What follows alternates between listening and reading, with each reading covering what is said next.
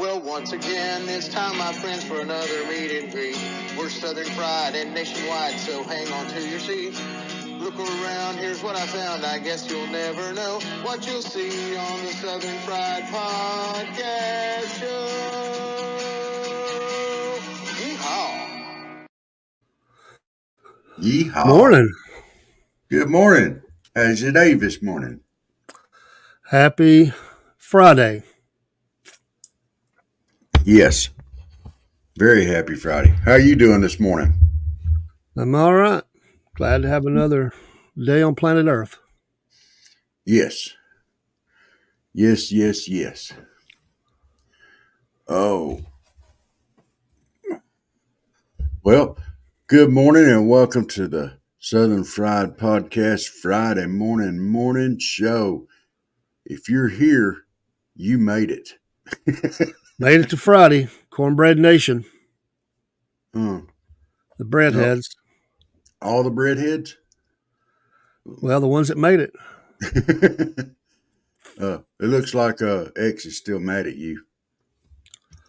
I'm not sure what's going on with it. I've just left it alone. I'm trying to see if it'll straighten out. They've got me, I don't know, it's review or something. I don't know. It's got it all messed up. It may be because I'm under review. I don't know.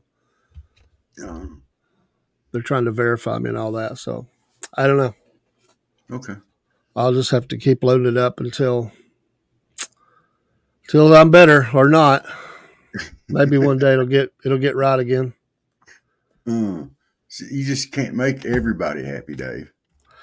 Well, story of my life. I guess I rubbed people the wrong way.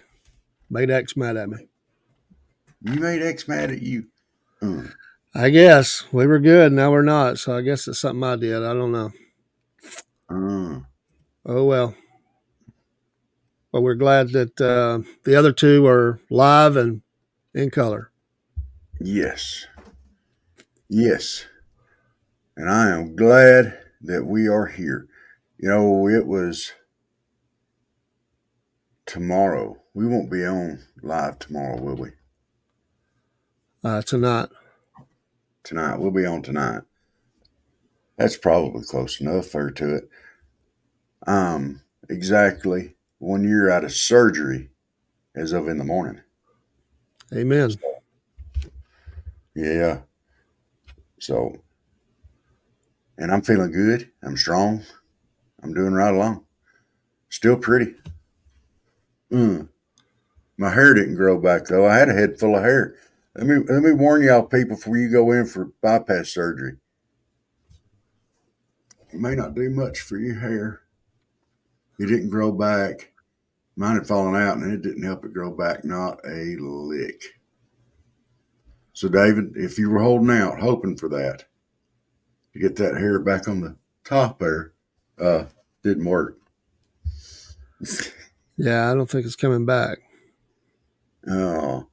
But you can grow in other places though that you couldn't now that you're a little bit older. Oh, yeah.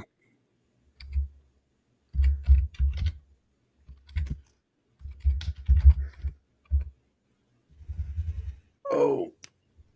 Well, it does appear we could be having a hurricane coming back up through this area.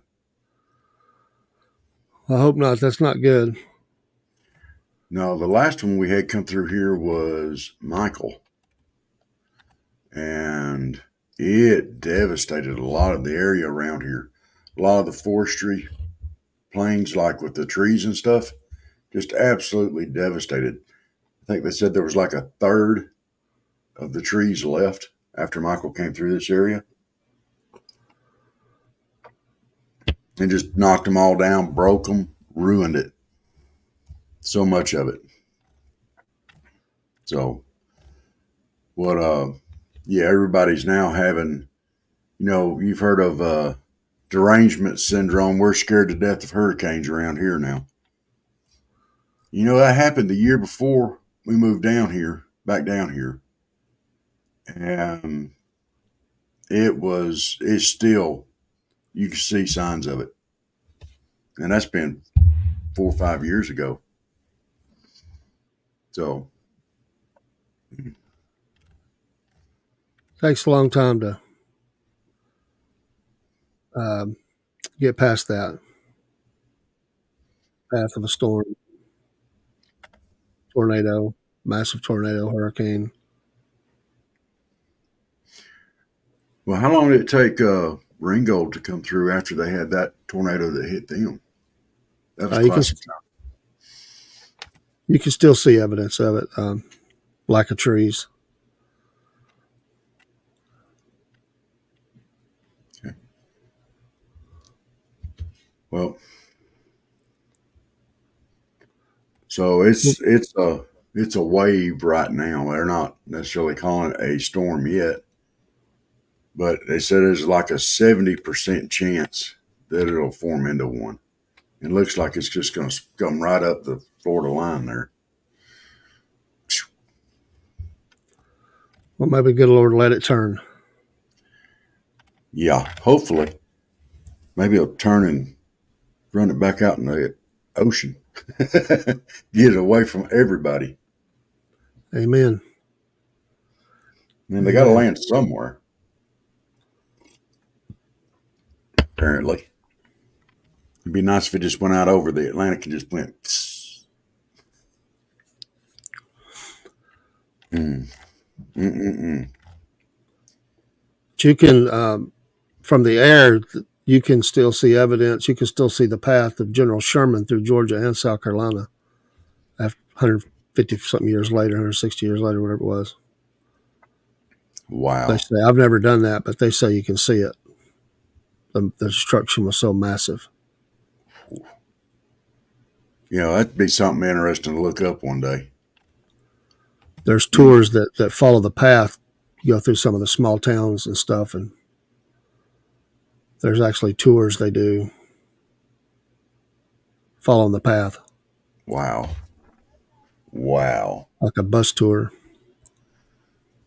like a 2-day or 3-day, whatever it is, and they go through some of those and document what path and what changed and what was spared, what wasn't. There wasn't much spared, but No. there were a few instances. Wow. They call That would be. Sorry, go ahead. they call the. I mean, it was bad through Georgia. It was really bad, but they call the turn up through South Carolina 66 days of hell. It was so bad because they wanted to pay South Carolina back for being the first to secede. So it was bad in Georgia, really bad, horrible, but it was even worse in South Carolina, from what I read. That's, you know, brother against brother, family against family. The whole Civil War was just, and I hope we don't ever wind back up there again. Well, down south, we call that the war between the states. I know people argue over that point, but it really wasn't civil war. It was turned into brother against brother, but that's a whole nother topic. But at its core was the basis of, or the right, or those believe they had the right to those that wanted to say you don't have the right to, as a collection of states, to leave the Union.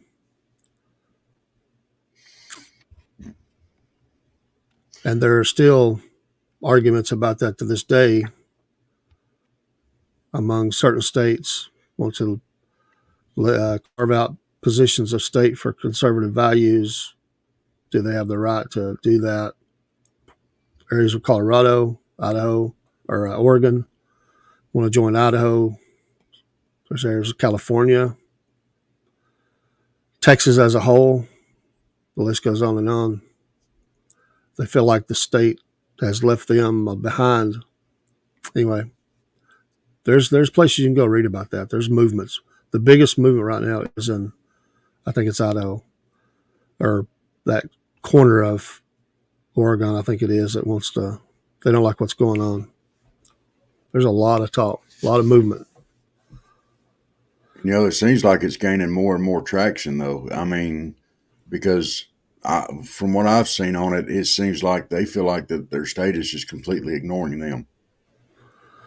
Well, there's swaths of certain states that feel that way, and they're not talking about secession, but they are talking about a new state carving out or joining another state, becoming a part of that state, because they feel like the state they're in, they don't have a voice left. They don't like what's going on, so it goes back to moral values, things that we hold true or close, and they just feel like they don't have a voice.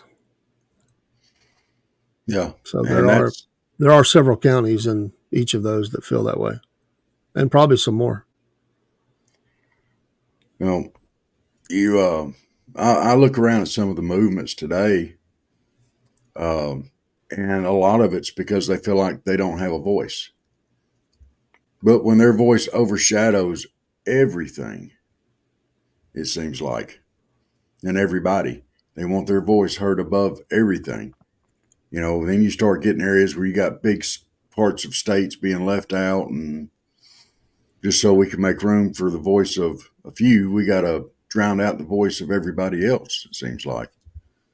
Well, Georgia's no different. There are North and South Georgia feels that Atlanta is different from them, but Atlanta is so big and has so many votes. It's a real struggle in Georgia. Those bookends of the state feel like that they don't have, they're losing a say so because it's being driven from Atlanta out by a large part because of the number of voters in that area. Anyway, that's, whether you like it or not, that's the way they feel. Yeah. And everybody's entitled to the way they feel now. Well, when you are take conservatives in California, there are conservatives. There's whole areas that are conservative, but by sheer number, they can't overrule the rest of the state. So it's such a massive state. They feel like they just get they feel like they're disenfranchised. They don't feel like they don't have a voice because they're constantly going to be outvoted. So it seems like, and I don't, you vote for who you want to. I don't. That's not none of my business, none of my concern, none of my job to tell you what to do. But it seems like when you cross the Rocky Mountains, it turns blue. And on this side of the Rocky Mountains, it's red. When you're talking about California, am I wrong on that, or does that seem about right? Is there something about crossing over the Rockies that?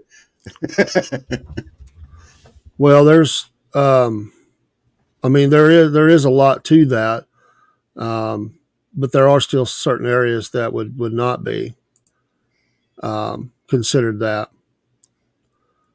So it just depends on where you're at.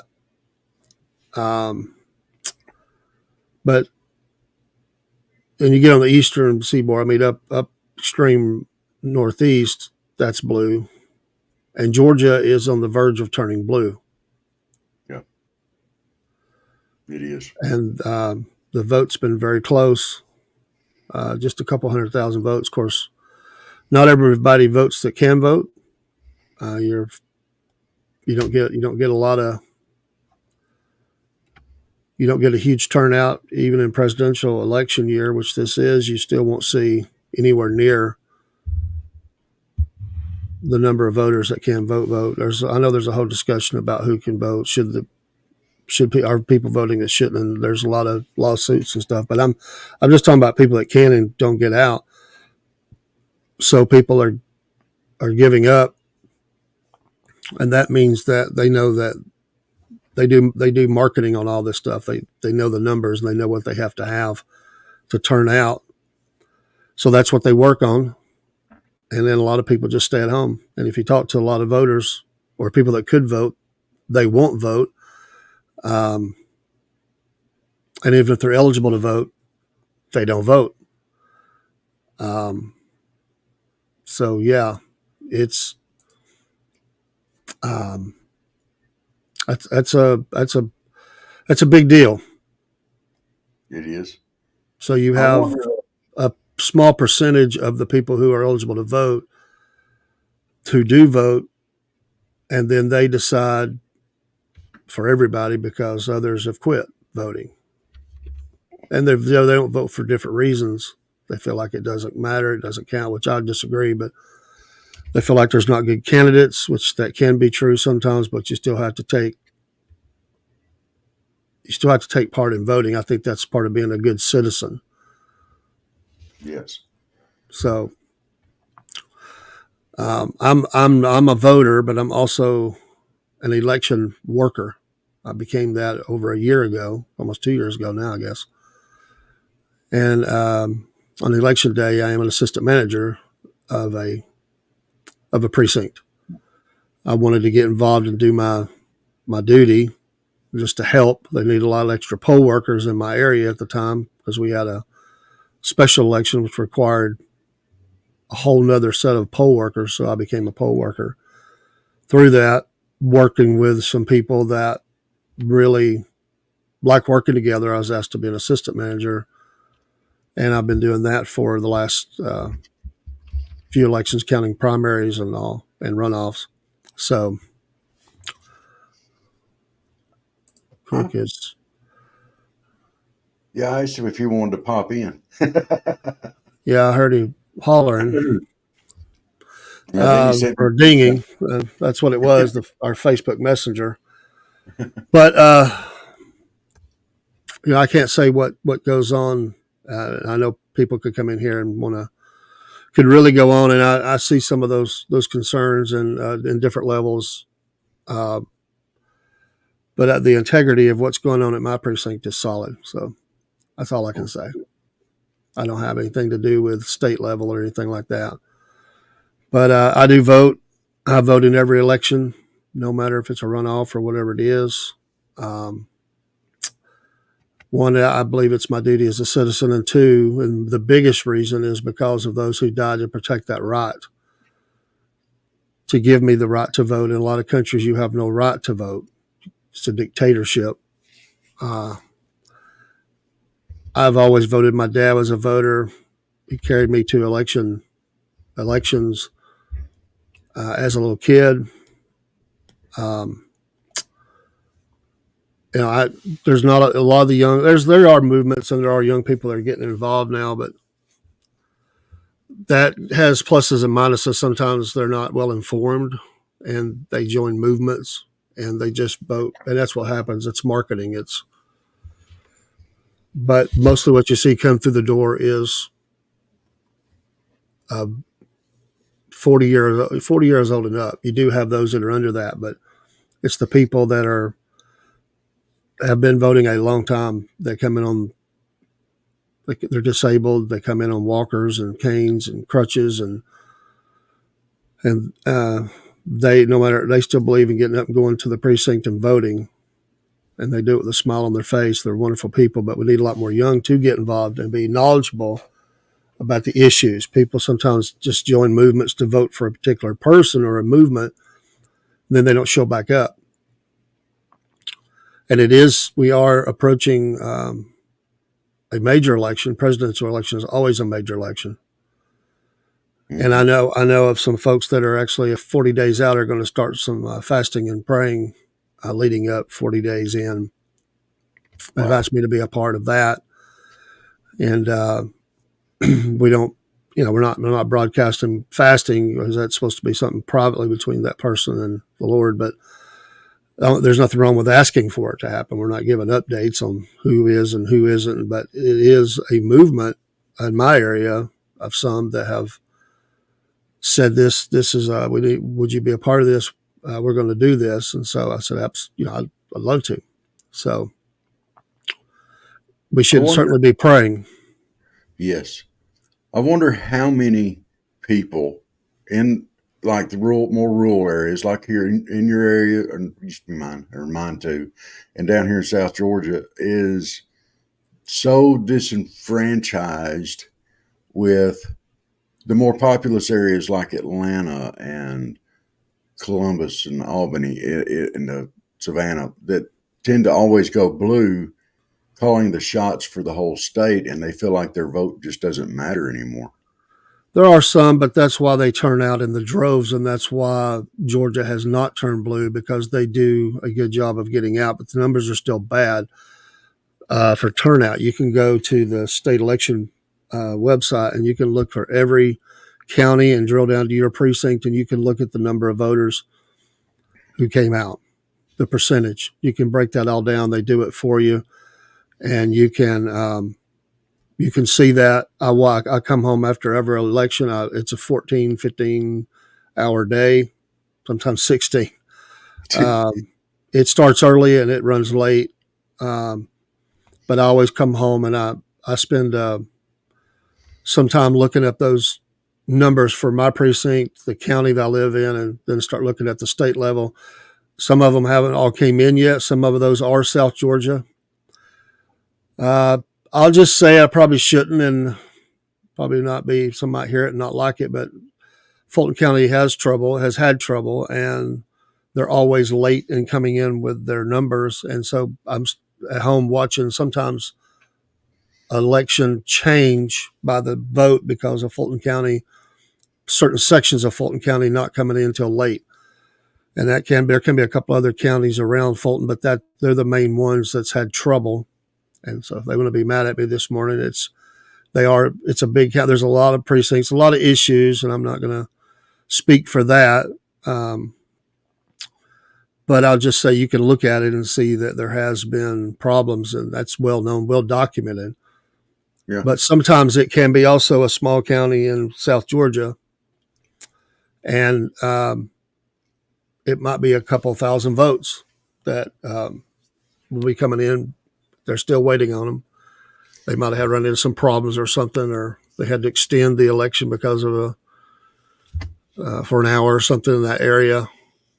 So those can be late coming in sometimes, and I sit at home and watch those as they come in. I'm glad you're on here this morning, and I'm glad you're here, and I'm glad that you have the job as the helping run the polling precinct, because I had some questions about this whole thing. All right, I go in and vote. I'm a voter. I'm gonna go in and vote. If they're voting for the new city crosswalk guard, I'm gonna go in and vote on it. I like to vote, and it's all right, and it's our privilege, and it's our responsibility. Is what I feel, about like you do. When I go in and vote, I've got this machine there, right? And I run it through there. It counts my vote, right? It goes through, it notes my choices, and it keeps a tabulation of that. The scanner does. Yes. You have the poll pad, which puts the ballot on the card.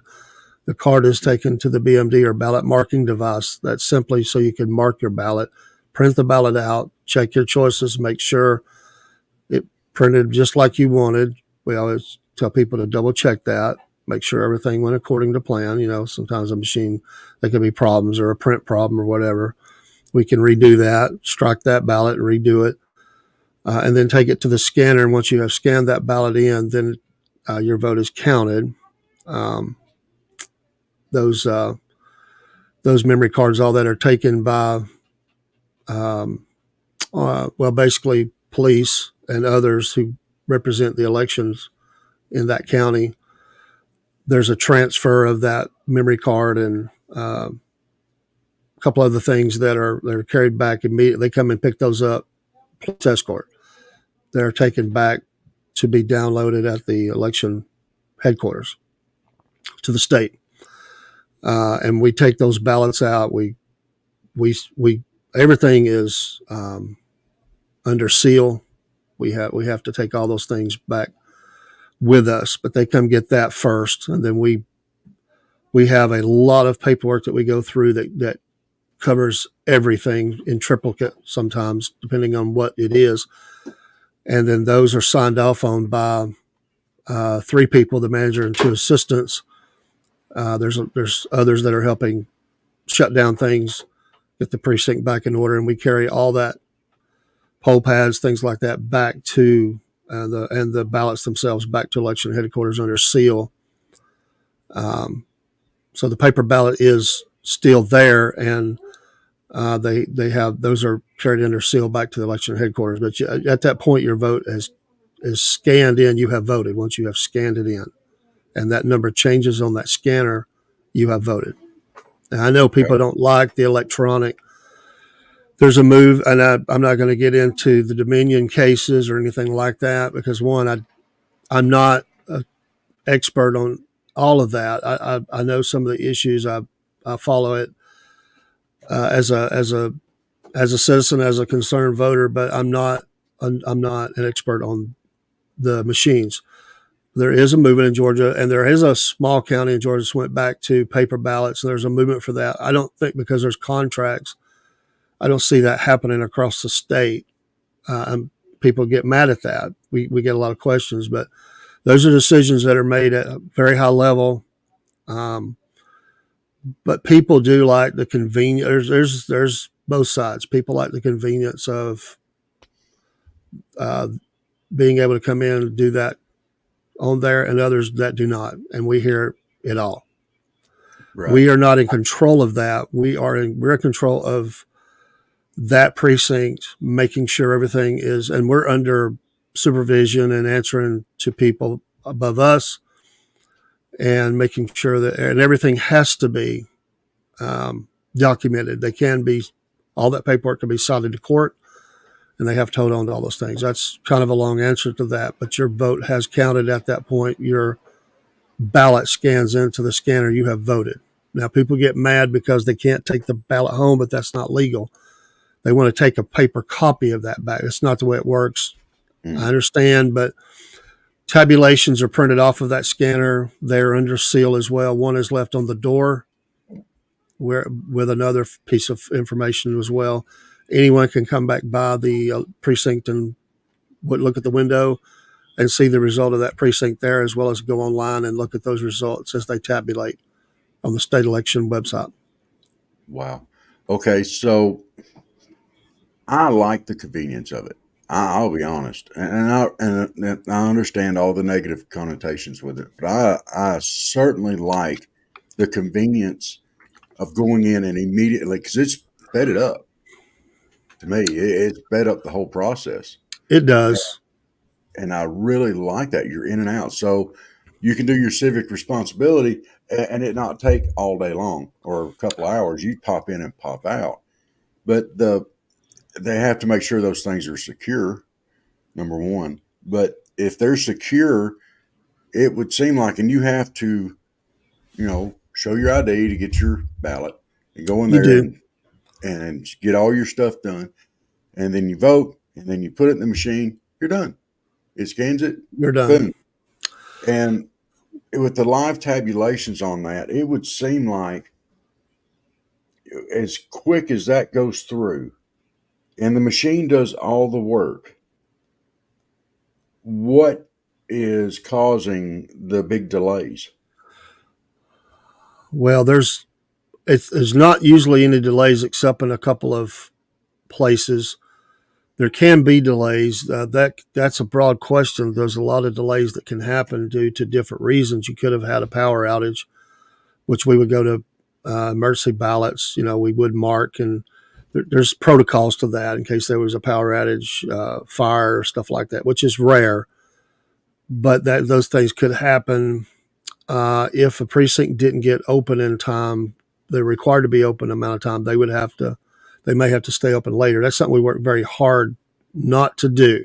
That would not be good because you have to go to a judge and extend that. It could be that they didn't get the information back in a timely manner to the precinct. They have to stay there and receive all this information in. It's documented. There's a checklist on everything. But like I said, those memory cards off the scanner and a couple other pieces of information are carried under guard. I don't know what the deal is of why the delay. I will say this. You're not going to find many election workers that want to go back to counting ballots. They had to do that before, because of the problems that they had. And I wasn't a part of that. It happened before I came along, and I can tell you that they will tell you that they hated it.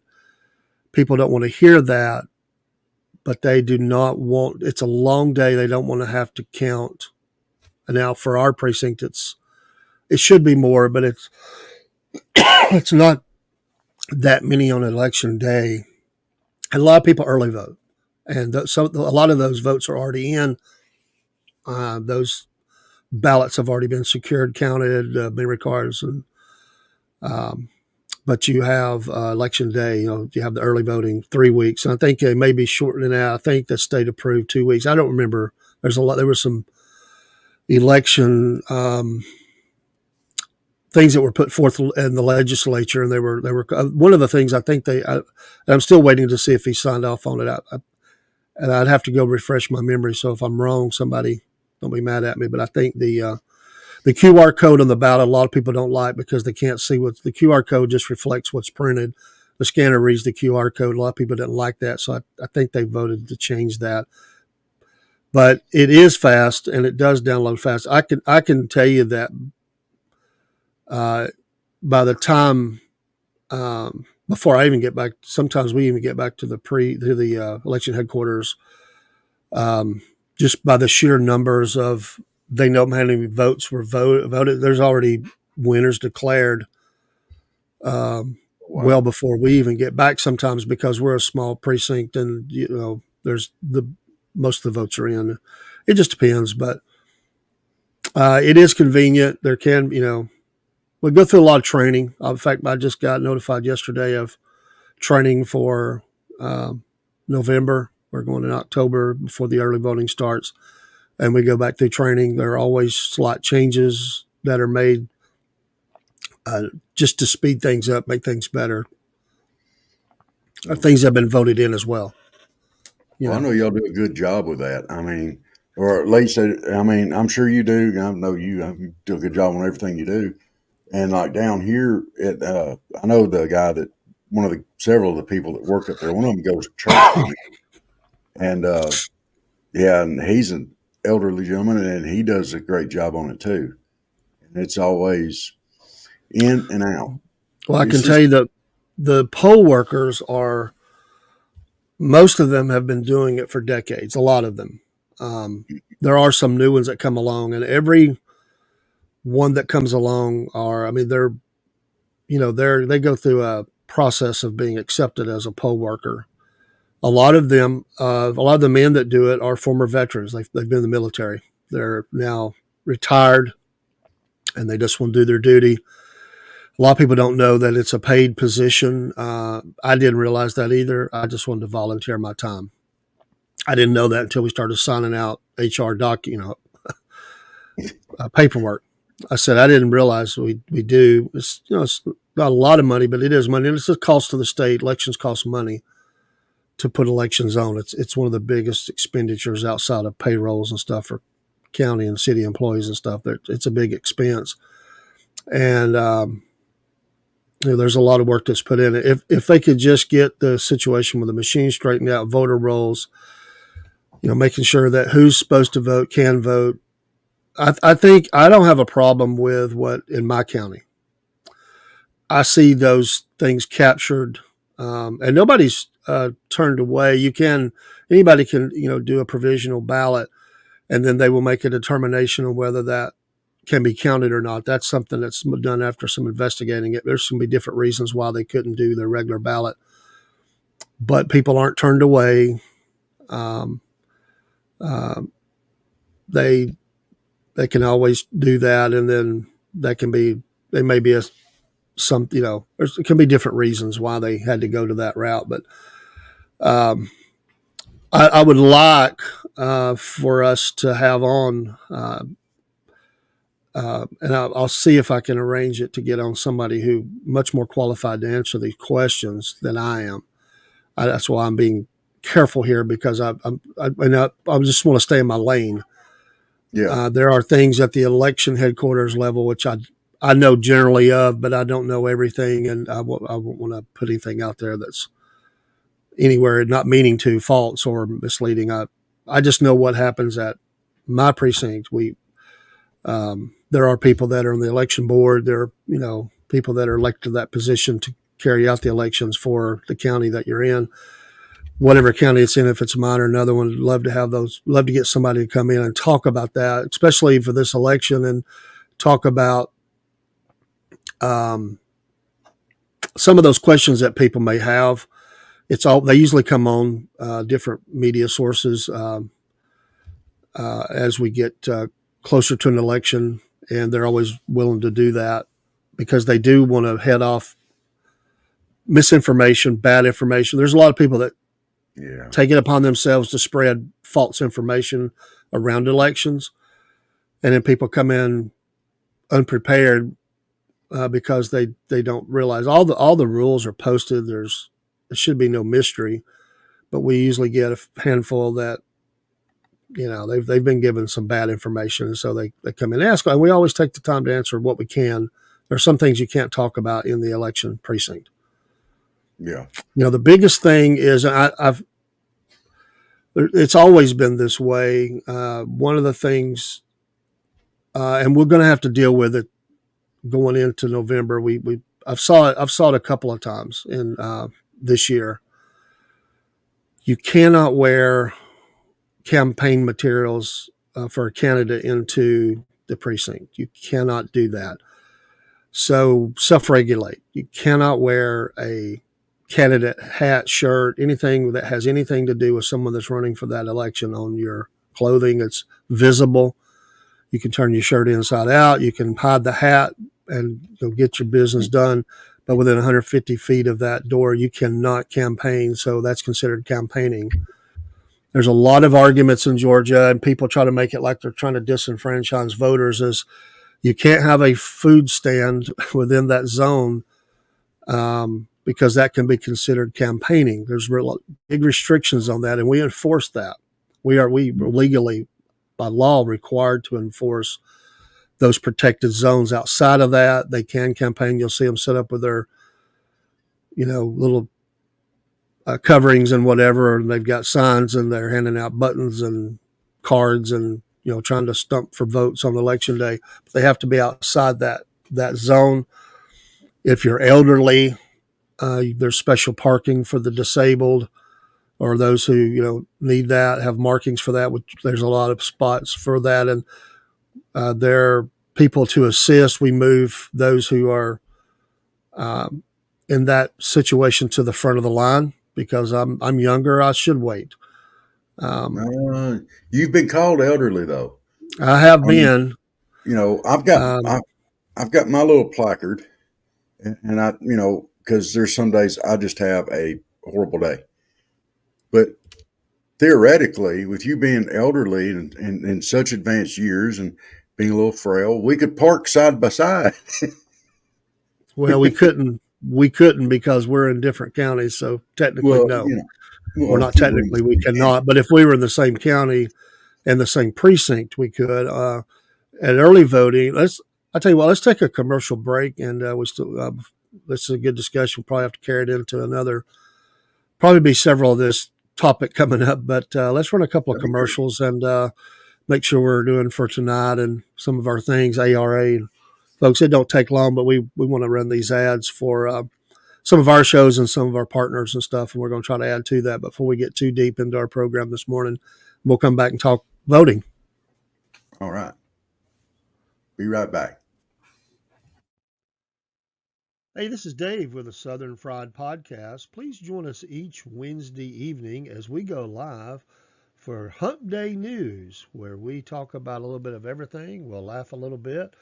We'll tell you a little bit of sports news and other news that's going on. Each Wednesday evening at 7 p.m., join us for the SFP Hump Day News live. You're midweek, making your way through another work week. Join us, and we'll try to make you laugh a little bit and keep your day a little brighter.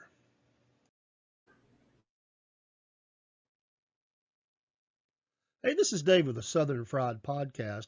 One of the favorite things that we do is sit out on the front porch with a glass of sweet tea and just talk about whatever. That's what you do on the front porch. Wave at the neighbors as they go by, or even a stranger. We're friendly people, and we like to just talk about whatever. You never know what Rob and Dave are going to talk about on the front porch, and sometimes Chris joins us, and then you really don't know what we're going to talk about. We'll laugh a little bit. We'll shock each other. and maybe, just maybe, you'll join in with us and chat with us on the front porch. Join us live for Front Porch Talking each Friday night at 7 p.m. That's your friends here at the Southern Fried Podcast.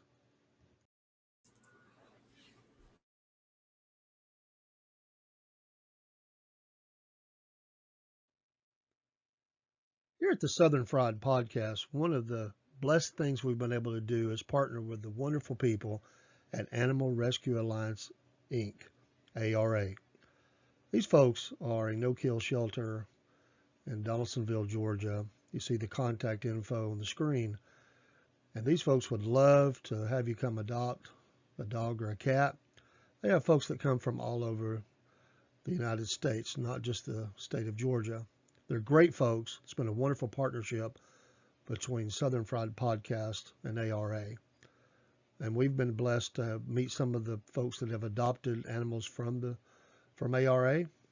Also, we've been able to encourage people to donate and volunteer. They encourage volunteers that are in the area, and they're just wonderful people. We'd love for you to contact them, meet them too, go on their website, see some of the animals, and we know you'll want to partner with them too by taking a dog or a cat to their forever home. Join with us, the Southern Fried Podcast, in support of this great work of the Animal Rescue Alliance, Inc., ARA. We know you'll be happy you did. I know we are. Amen. Amen to Go, that.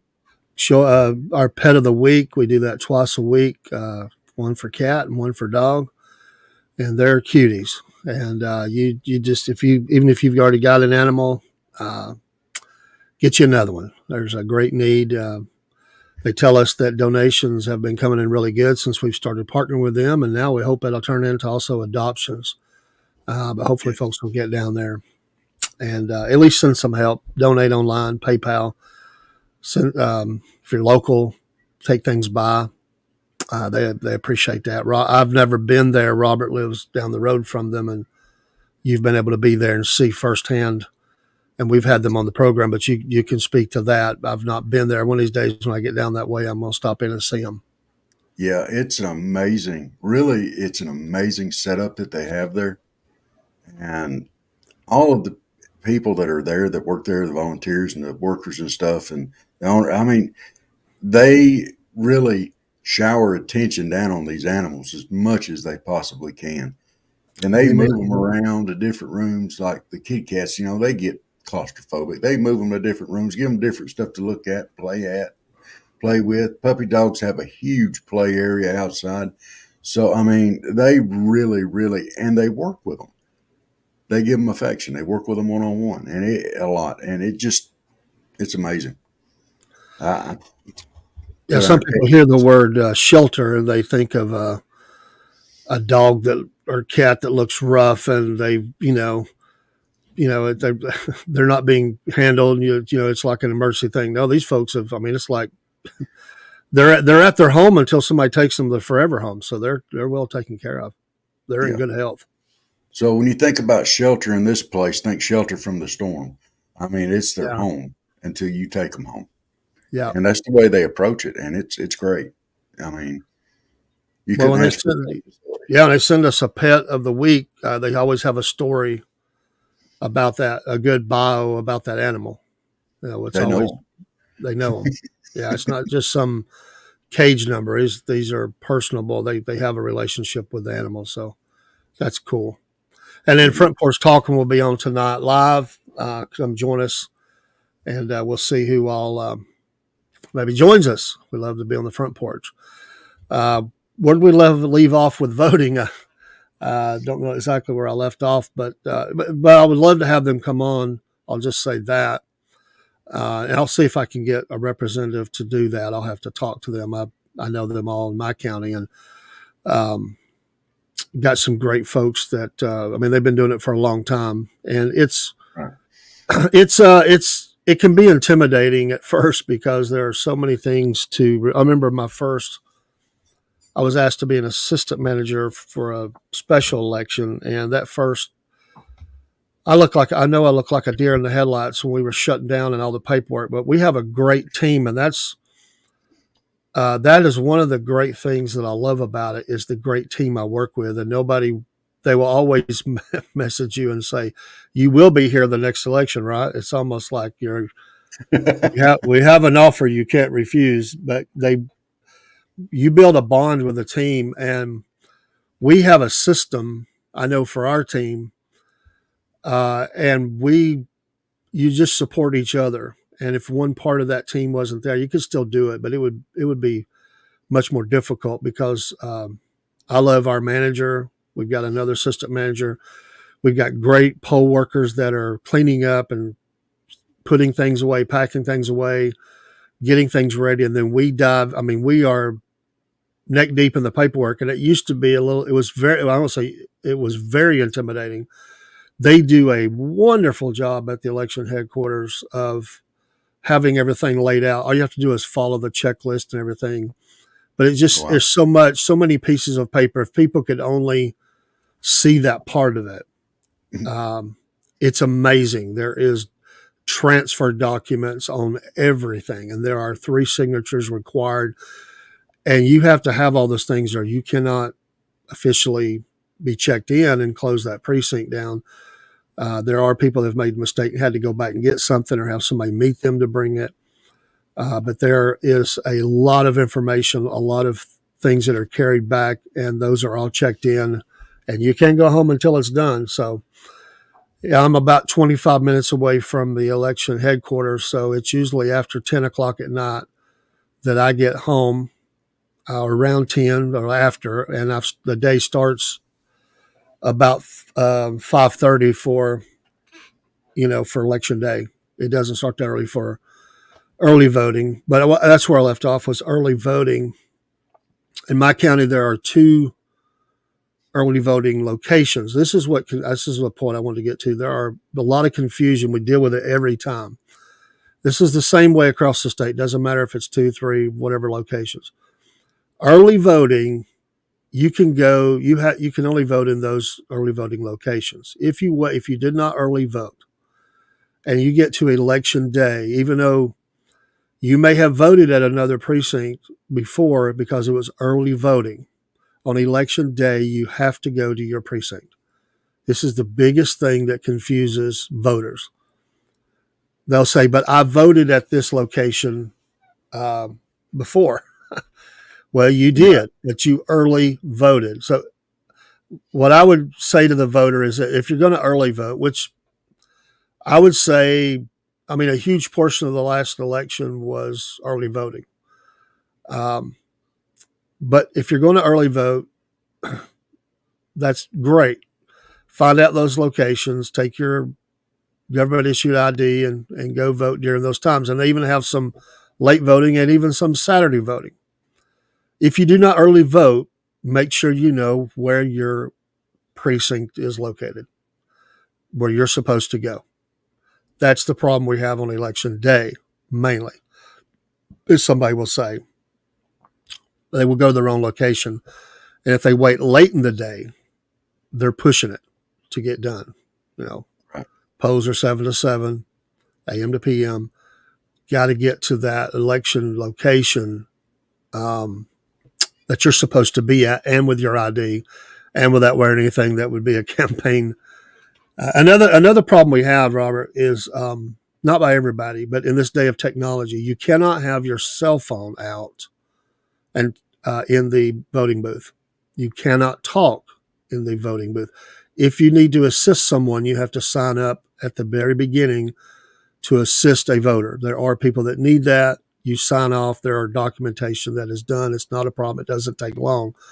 But a husband and wife cannot go into the voting precinct and chit-chat.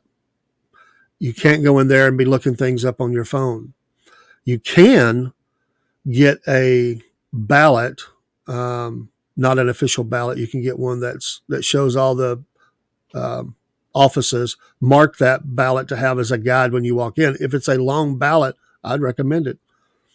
Me and my wife work together on that. So when she goes in, she has that ready, and we go over it before. So you can print those off.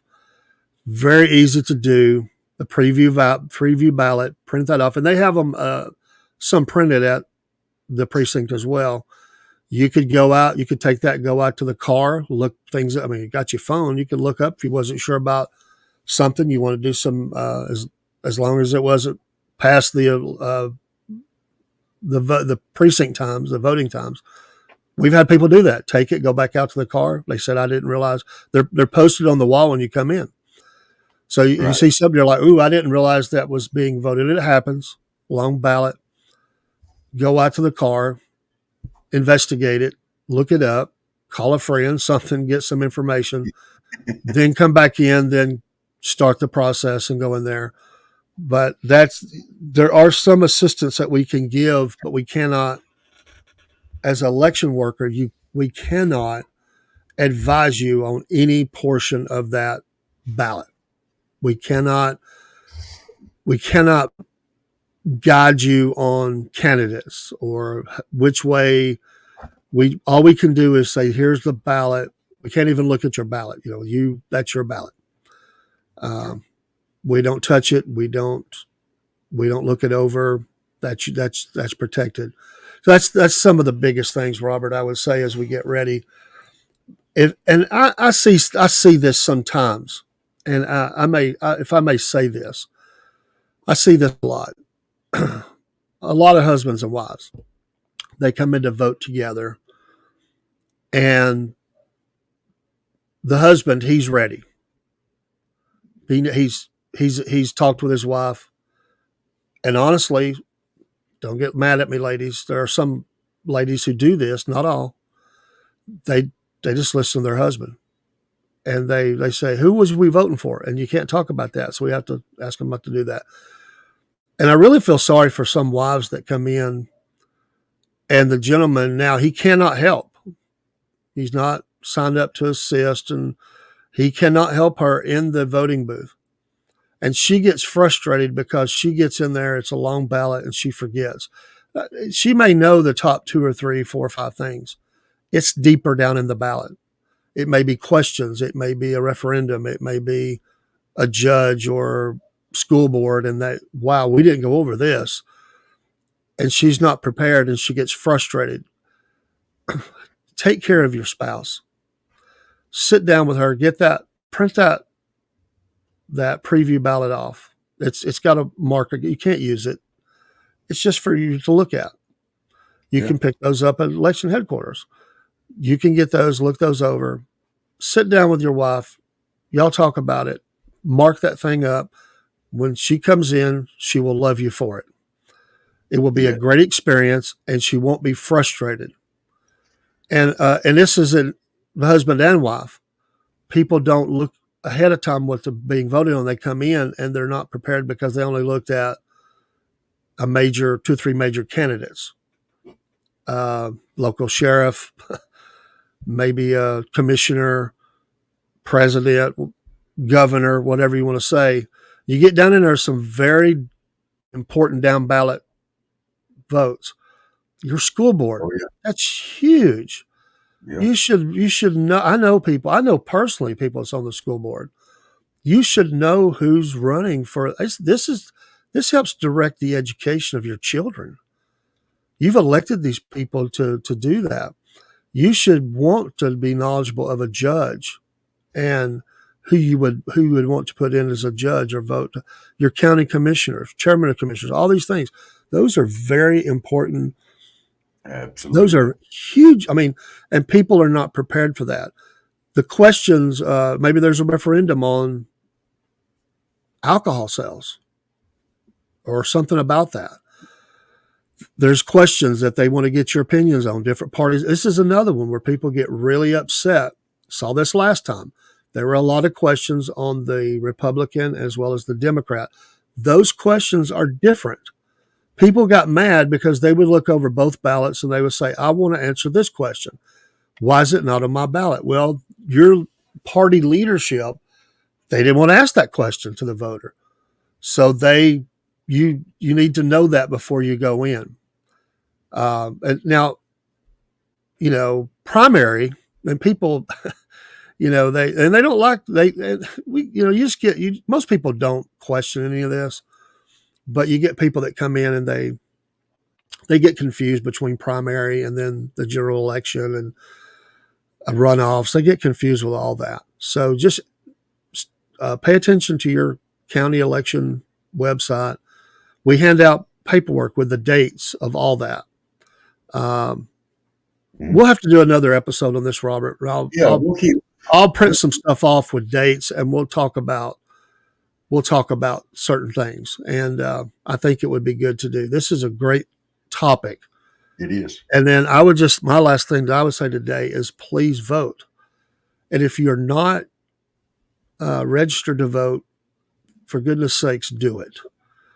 And the very last thing I will say is I hear this, and I'm not even going to comment on it, because really people say, well, I don't want to register to vote because they pull from those. And this has changed anyway, I believe. I don't want to be called for jury duty. Well, come on. If you are, it's your civic duty to be a juror. Most likely you're not going to be called to anything. And if you are, do your duty. But I cannot believe, and you can be mad at me if you want, I cannot believe the people that tell me. I've got some of my own family that say that. I say it's hogwash. There are soldiers laying all over France who died and other places, but think of all those hundreds of thousands of soldiers laid out in cemeteries across France and other places that protected that right for us. Vietnam, wherever you want to go. I don't care what you thought about that war. They protected that right. My goodness, can't we as a citizen have enough backbone as an American to go in to be registered to vote and go vote? Can we not at least do that? Yeah. And then I've had people say this, Robert. Well, if I don't vote, then nobody can say it. They can't blame me. Really? That's your excuse? or sometimes you hear it the other way. You should have voted.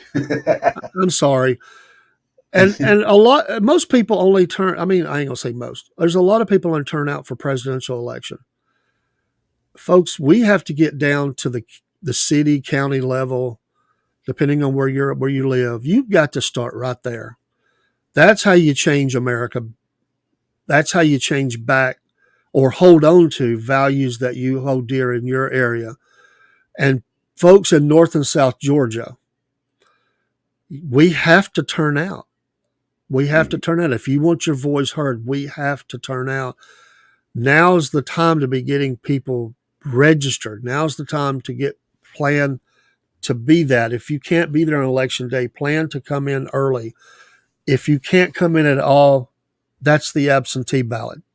It's legal. It's there. It's for you if you're homebound. But my goodness, I just say vote. And I'm not speaking to one party here. Mm-mm. I'm just saying vote.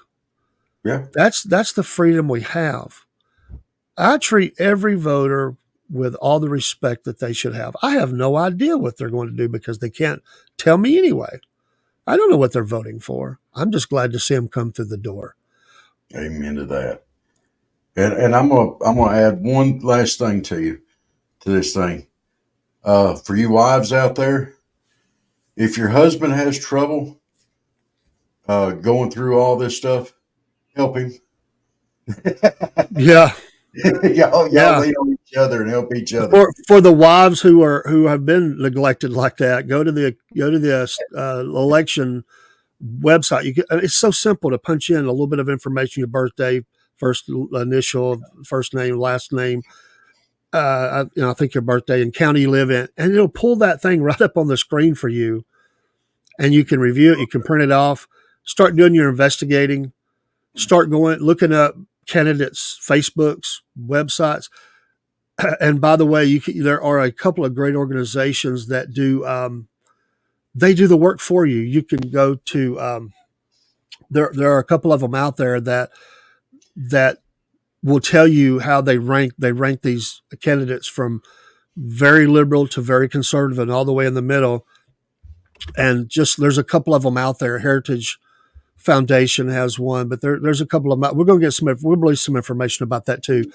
And I can tell you the great work that they do. They put that information out there for you. They have people that volunteer to do research, and they do a lot of They try to do talk to the candidates. They send them a survey and see how they'll answer. And then they look at their campaign donations. Where's it coming from? Where they've donated to. We'll get that information for you. I think this is vital, Robert, and we're one of many, but as many as we can impact with, one, the importance of voting, and two, where to get the information. Because I realize your life is busy and everybody don't have time all day to sit at home and study these things. But there are some people that's done the work for you. And the last thing I will say, I'm a man of faith. Pray. I pray. That's the last thing I do when I walk into a voting booth.